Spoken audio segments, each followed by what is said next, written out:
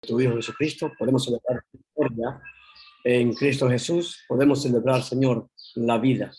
Gracias a Dios por este día y por el momento que tenemos para escuchar tu palabra una vez más. Y permítenos, Señor, poder sacar el mejor provecho de ella, en el cual, Señor, podamos también darle a otros que no te conocen este fruto que tú has dado de vida. Y yo, Señor, que todos podamos celebrar con entendimiento, sabiendo que la Navidad no es sencillamente el nacimiento del niño, más bien la victoria, hombre perfecto del hombre, el verbo que hizo carne y vivió entre nosotros. Gracias, oh Dios, por tu Santo Espíritu, el cual está en medio nuestro para poder, Señor, discernir en tu palabra. En el nombre de Jesús. Amén. Amén, amén, amén. Gracias. Hay una de las parábolas de Jesús que ha quedado en mi mente por mucho tiempo. Esa parábola a mí me despierta curiosidad, ¿no?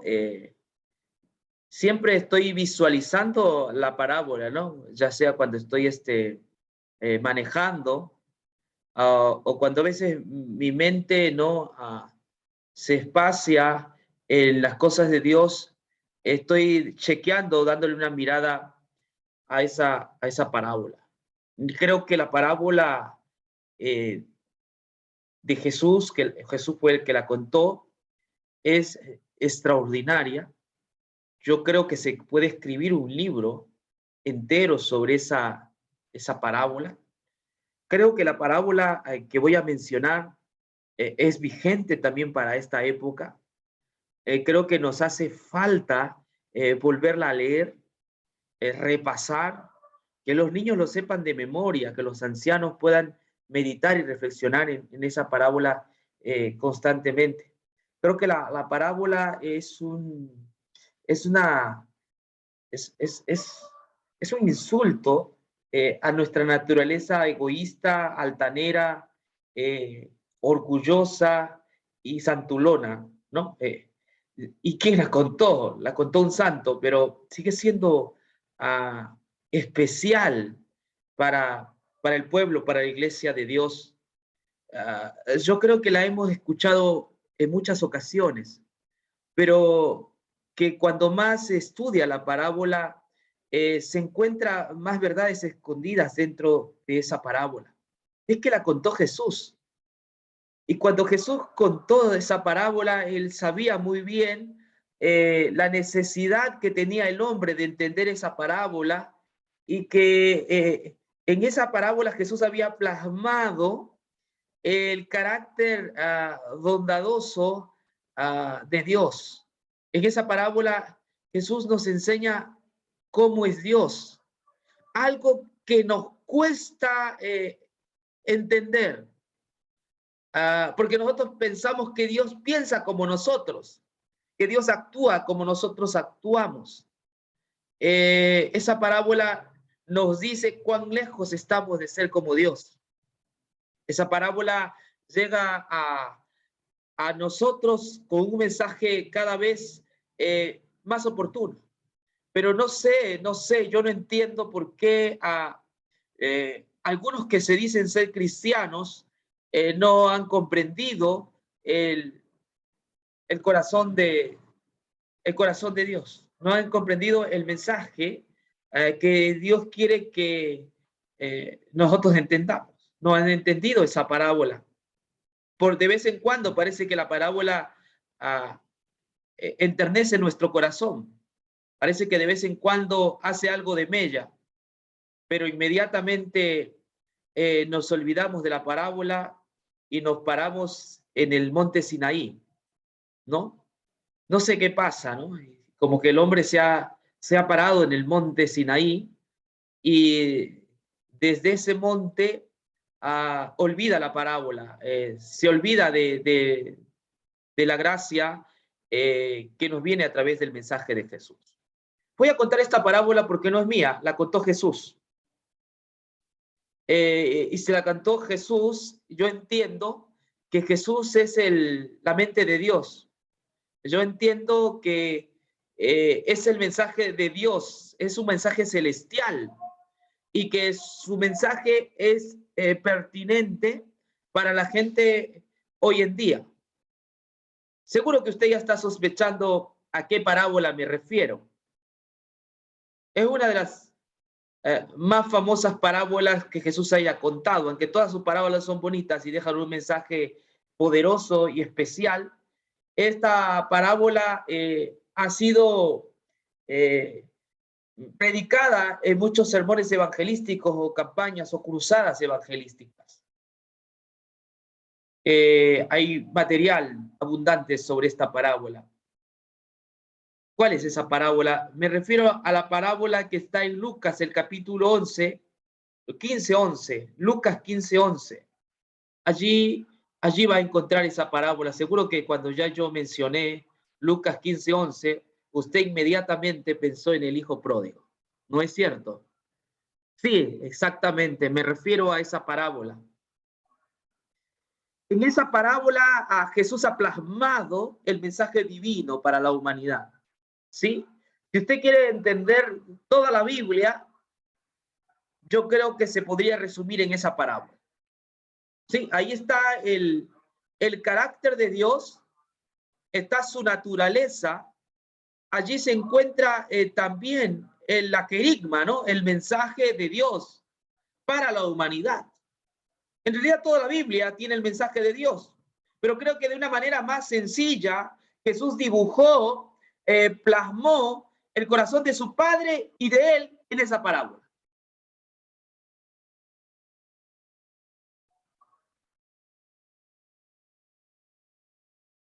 Lucas 15:11. Así comienza la parábola. Lucas 15:11. Dice el texto bíblico: para ilustrar mejor esa enseñanza, Jesús le contó la siguiente historia. Un hombre tenía 2 hijos. El hijo menor le dijo al padre: quiero la parte de mi herencia ahora, antes de que mueras. Entonces el padre accedió a dividir sus bienes entre sus 2 hijos. Pocos días después, el hijo menor empacó sus pertenencias y se mudó a una tierra distante donde derrochó todo su dinero en una vida desenfrenada. Al mismo tiempo que se le acabó el dinero, hubo una gran hambruna en todo el país y él comenzó a morirse de hambre. Convenció a un agricultor local de que lo contratara y el hombre lo envió al campo para que diera de comer a sus cerdos. El joven llegó a tener tanta hambre que hasta las algarrobas con las que alimentaba a los cerdos le parecían buenas para comer, pero nadie le dio nada. Esta es la parábola de los 2 hijos, que malamente es llamada la parábola del hijo pródigo, ¿no? Porque el cristianismo se ha puesto en una trinchera, ¿no? La del hijo pródigo. El cristianismo en general comenta demasiado del hijo pródigo.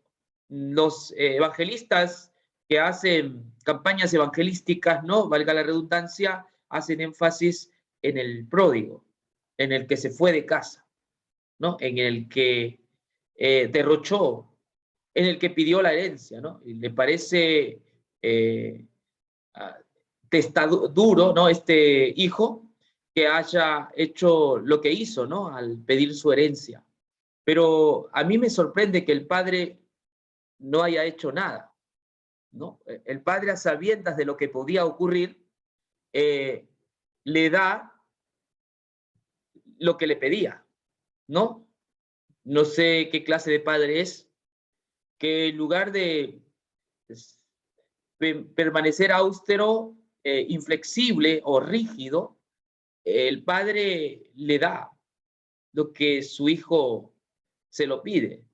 Él le da, no entra en polémica, no pelea, él le da. Ya ustedes han visto, ¿no? Lo que le aconteció al hijo menor, ¿no? Pero yo no quiero hablar del hijo menor esta mañana. Yo quiero hablar del otro, del mayor. Escúcheme bien. Y cuando voy a hablar del mayor, muy posible que hable de ustedes también, ¿no? Que no han vivido una vida como el menor, ¿no?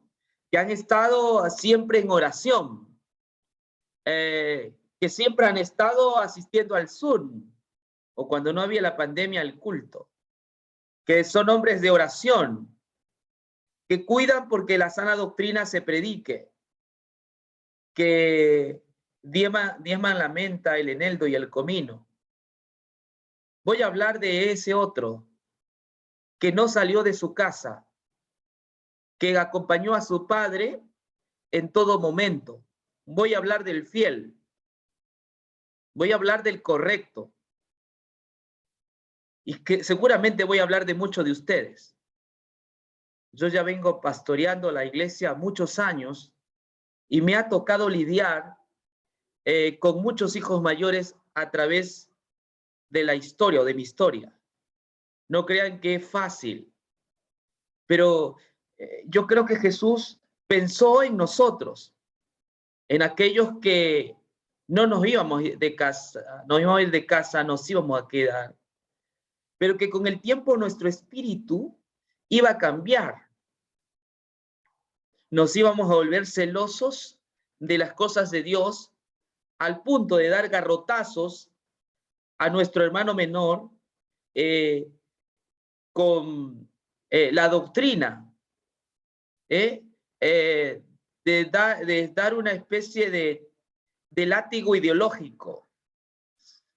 Es lo que uno percibe. Este hijo mayor se queda en casa, pero es el que da un látigo ideológico sobre el hermano menor.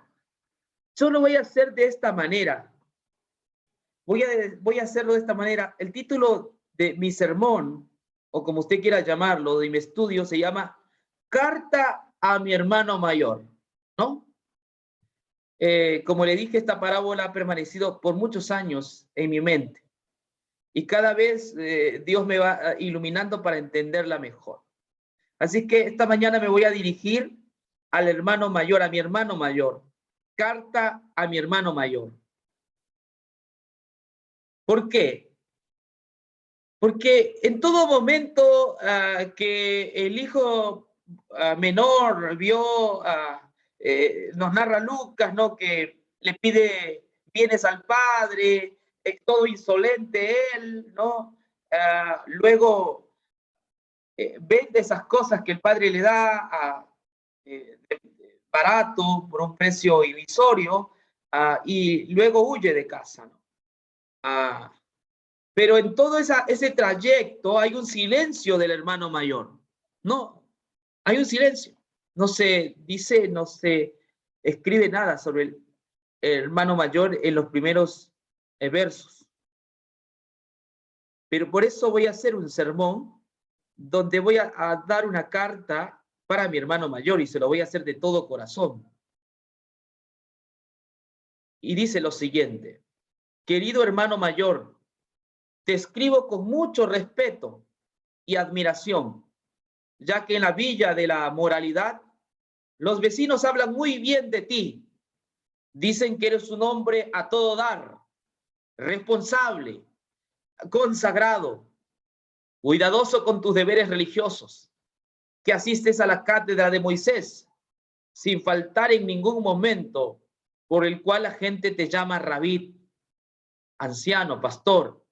Además, he escuchado que te levantas de madrugada a hacer oraciones largas y que conoces muchos textos bíblicos de memoria y que con un látigo ideológico castigas a los que desobedecen a papá. Lo haces con toda sinceridad porque consideras que de esa manera sirves a nuestro Padre Celestial. Por el contrario, yo me rebelé contra mi padre.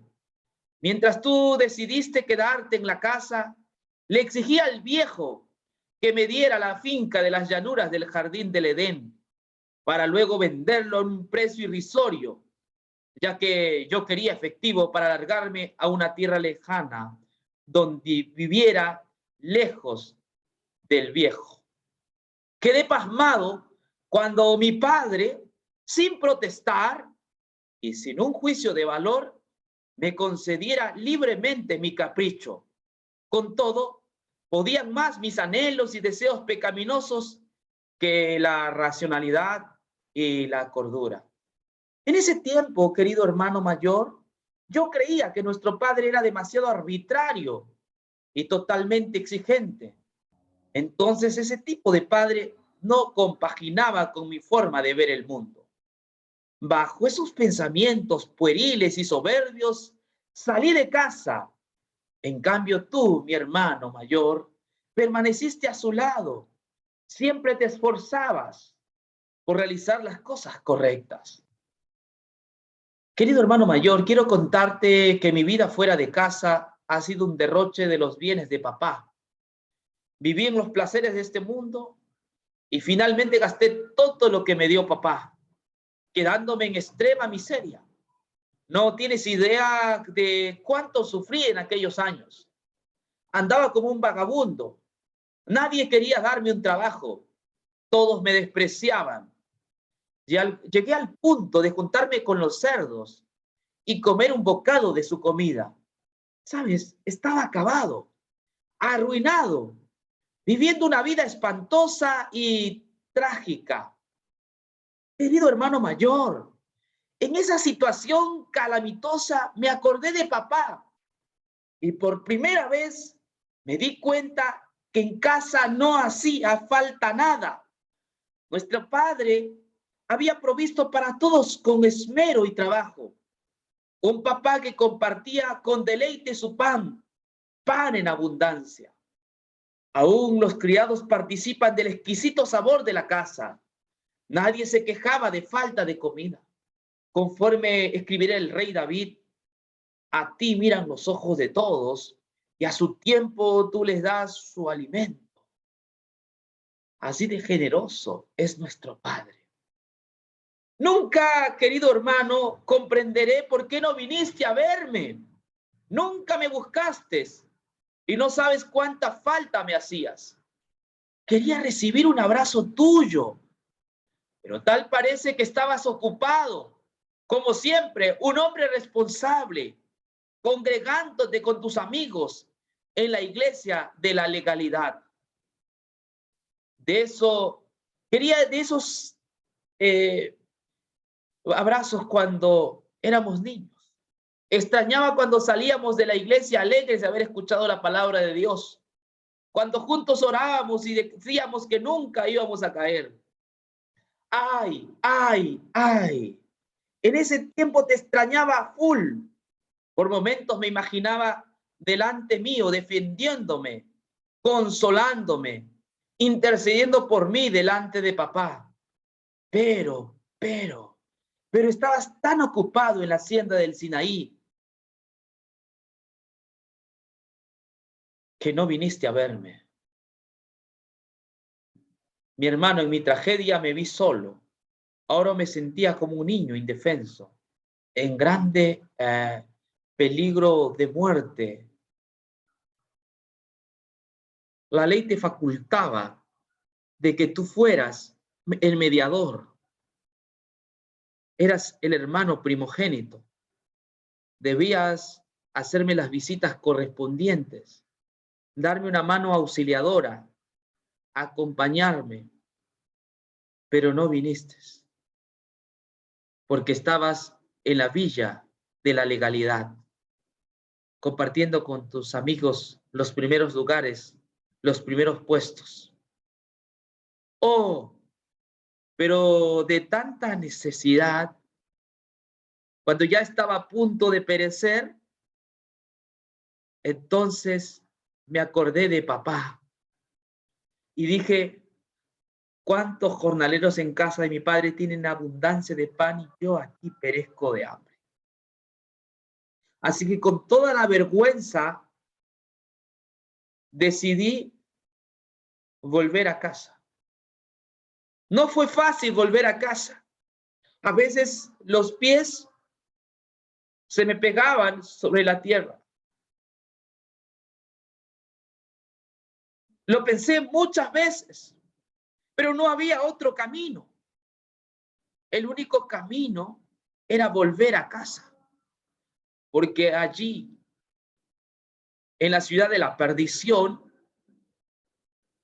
solamente hay muerte. En mi mente había muchos prejuicios y sentimientos de culpabilidad. Me preguntaba, ¿será que papá me acepte? Tenía prejuicios con papá. Y llegué a hacer un pequeño sermón, un pequeño discurso para decírselo a papá, que consistía en lo siguiente: ya no soy digno de ser llamado tu hijo. Hazme como a uno de los jornaleros. No me trates como hijo. No lo merezco. Soy indigno. Porque estaba reconociendo eso, que era indigno, que no lo merecía. Y con vergüenza y con profundo dolor hice mi viaje camino a casa. También tenía miedo de tus amigos, aquellos que comparten contigo en la iglesia de la legalidad. Porque en aquello entonces ellos podían verme y apedrearme, hacerme la ceremonia Quesasat. Sí, no fue fácil retornar a casa porque sabía los látigos ideológicos que me iban a caer. No obstante, mi gran necesidad, mi extrema necesidad, me hizo volver a casa. Querido hermano mayor, te quiero decir cuán grande fue mi sorpresa que cuando yo regresaba a casa, harapiento, maloliente, papá salió corriendo, como si fuera un muchacho, un joven, y me abrazó y me dio un beso. Cuán equivocado tenía mi concepto de papá. Yo creía que papá era un ogro, un tirano perfeccionista. Yo creí que papá me iba a tirar sus rayos y truenos. Pero papá fue diferente. Me impactó el recibimiento de papá. Me abrazó. Fue un abrazo que no había sentido durante muchos años. Un abrazo que es sincero y honesto. Fue un abrazo de corazón. Y pude, después de tanto sufrimiento, sentir el calor del Padre que me ama, que se gozaba y se deleitaba cuando yo llegué a casa. Papá, no supieran los ojos de papá. Estaba feliz. Tenía una sonrisa de oreja a oreja. Papá era la persona más feliz. Decía, este es mi hijo. Ha muerto y ha revivido. Estaba perdido y es hallado. Y papá, tanto era su euforia, su alegría, que papá hizo una fiesta. Y una fiesta grande. Me recibió como un héroe. Me recibió como si me hubiese portado bien todo el momento, como si nunca hubiese gastado y derrochado su dinero. Me sorprendió el corazón de papá. Un corazón que no he encontrado entre los humanos.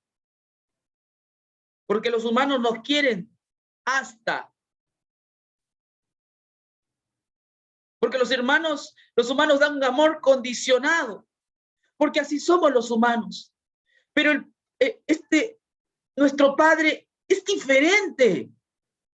Aunque los religiosos tratan de hacerle igual a ellos, pero este Padre es diferente.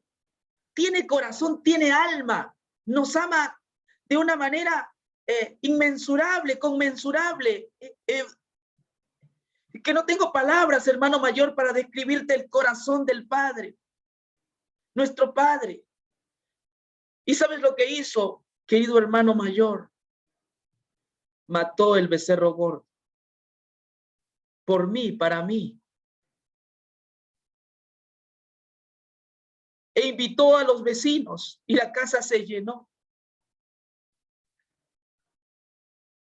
Me han contado, hermano mayor, que cuando estaban celebrando mi regreso a casa, tú estabas en el campo, como siempre, responsable, trabajador.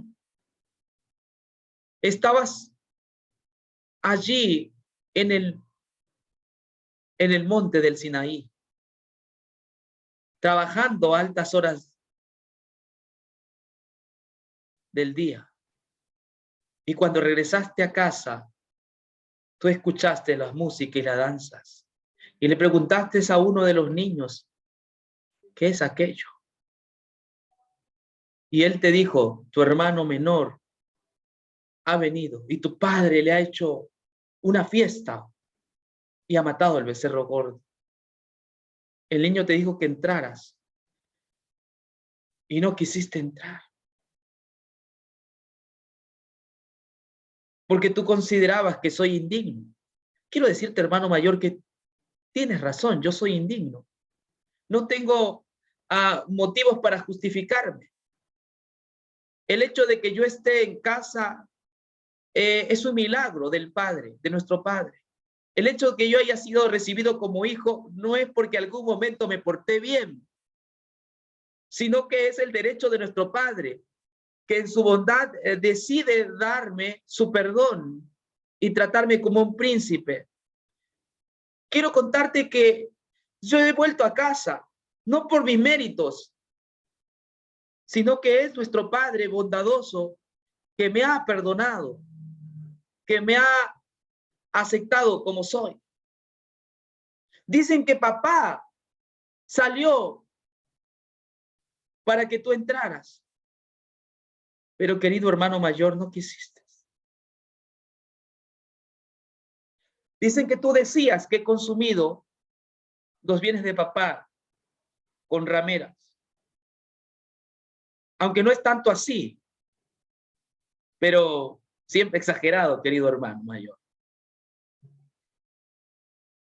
Bueno, no importa ella eso. Sabes, quiero contarte que hace falta tú en la casa de la gracia. Quiero contarte que no tengo encono contra ti. Quiero contarte que papá es diferente.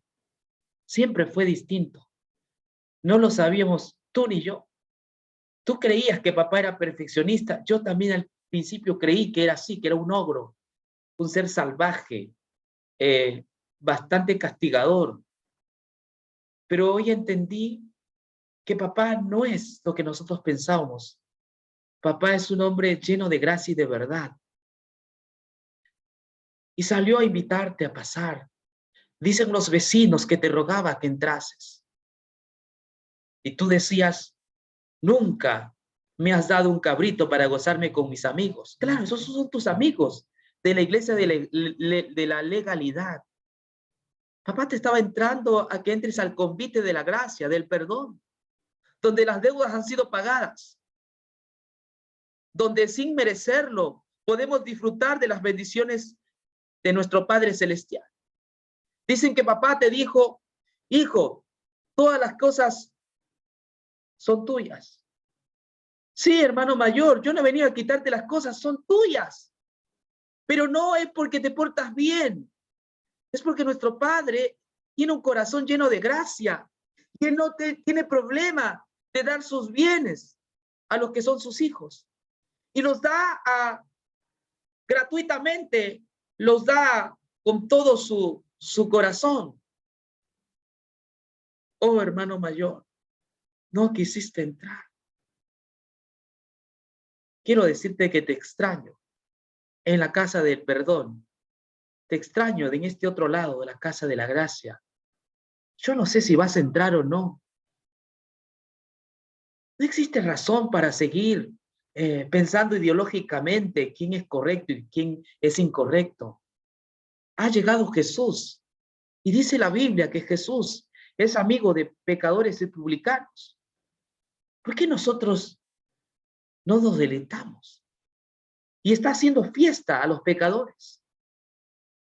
¿Por qué en lugar de juzgar si el día de reposo es el sábado y el domingo, en lugar de juzgar si ese es el vestido que debes utilizar o no, en lugar de juzgar si esta es la comida que debes comer o no, en lugar de juzgar si es Navidad o no es Navidad, ¿por qué no hablas del corazón de nuestro Padre Celestial? ¿Por qué no hablas de su amor, de su misericordia? ¿Por qué no hablas de lo grande y majestuoso que es Dios? ¿Por qué no hablas de que Jesucristo está lleno de gracia y de verdad? ¿Por qué no hablas que por medio de la ley, Moisés trajo la ley por medio de la ley, pero por medio de Jesús viene la gracia? ¿Por qué te hablas del justo Abel y de su muerte? ¿Por qué no hablas del justo Jesús y de su muerte que habla mejor que la de Abel? ¿Por qué hablas de Moisés solamente? ¿Y por qué no hablas de ese Jesús que abrió el mar otra vez en la cruz para el perdón de mis pecados? ¿Por qué, hermano, te has centrado en las reglas, en los protocolos? No dudo que los protocolos son buenos, pero cuando un pecador se ha acercado, como yo, hermano mayor, hay que gozarse y alegrarse. Yo no soy mejor que tú. Es el Padre que me ha aceptado como soy. Y en ese amor me deleito y en ese amor me gozo. Querido hermano mayor, no sabes cuánta falta nos haces. No sé si algún día entrarás a la casa del perdón, de la justificación por la fe, a la casa de la gracia. No sé si algún día entres. Pero hay un texto en el libro de Juan que dice que habrá muchos que pensando honrar a Dios os perseguirán y os matarán. Que Dios te bendiga, hermano mayor. Amén.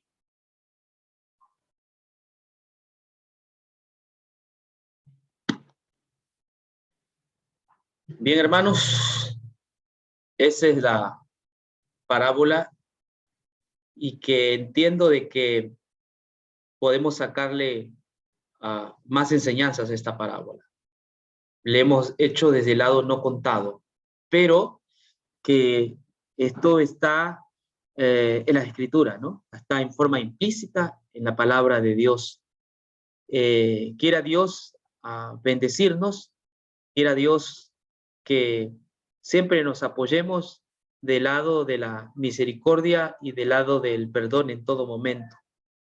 Que no nos convirtamos como el hermano mayor, ya que él está investido aparentemente de justicia, pero se ha olvidado de que la humanidad cayó en pecado y que todos nos salvamos por el único medio de la gracia gratuita de Dios.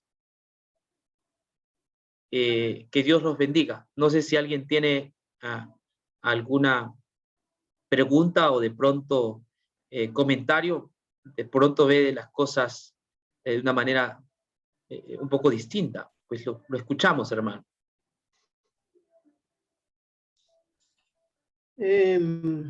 Buenos días, pastor. Dios les bendiga a la hermandad. Relativamente un buen mensaje, el cual nos trae a recordar que hay muchos en la vida, muchos hermanos mayores o muchos menores también, los cuales sin necesidad de pedirle herencia, muchos tienen